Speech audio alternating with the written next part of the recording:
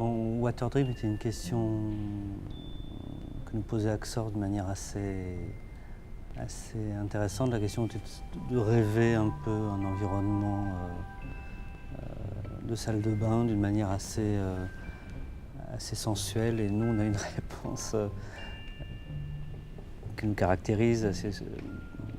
On a pris le sujet un peu à l'envers et on s'est posé un peu la question de la salle de bain, mais non pas à travers cette extrême sensualité de l'usager, mais plutôt essayer de comprendre le sujet presque à travers l'œil de l'installateur.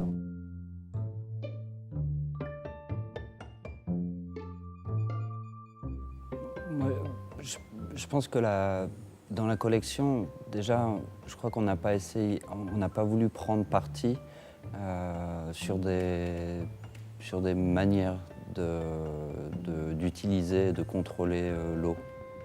C'est vraiment notre collection est vraiment un système de Lego avec beaucoup de situations diverses, que l'eau vienne du mur, qu'elle vienne du sol, que l'espace soit petit entre deux murs ou plus large.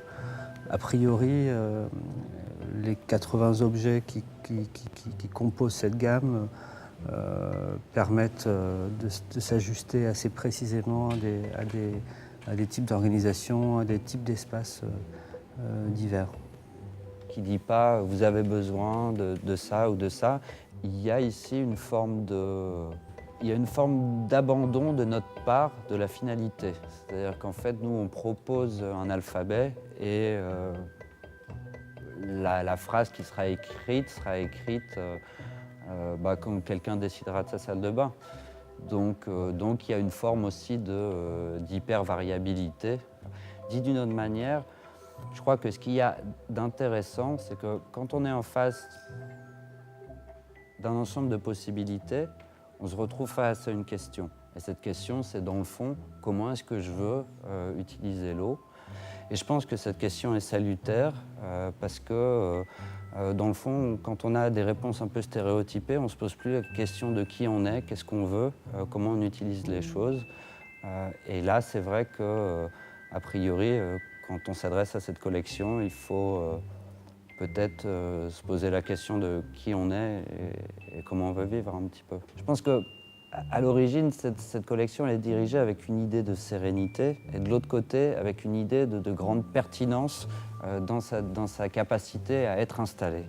Et je pense que ces deux points qui sont juste les key points toujours qu'ont tout dirigé amènent en fait une entité particulière.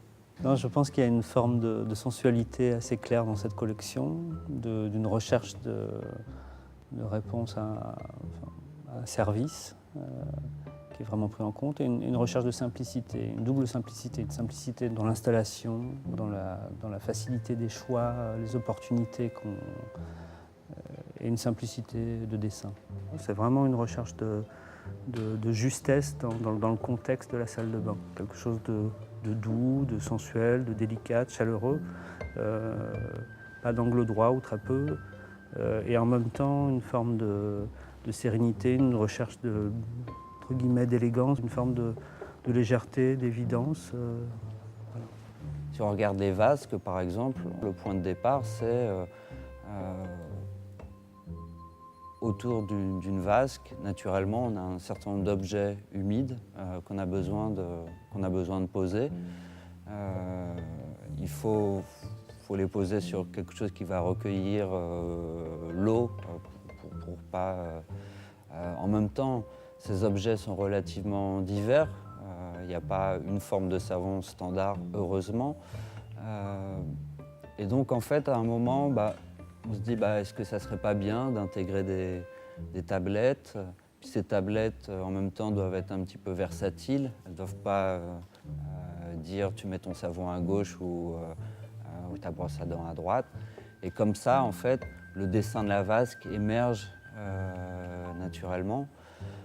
Pour les robinets, quelque chose qui est assez simple, c'est qu'en fait, pour nous, dans le fond, le robinet est un conducteur d'eau.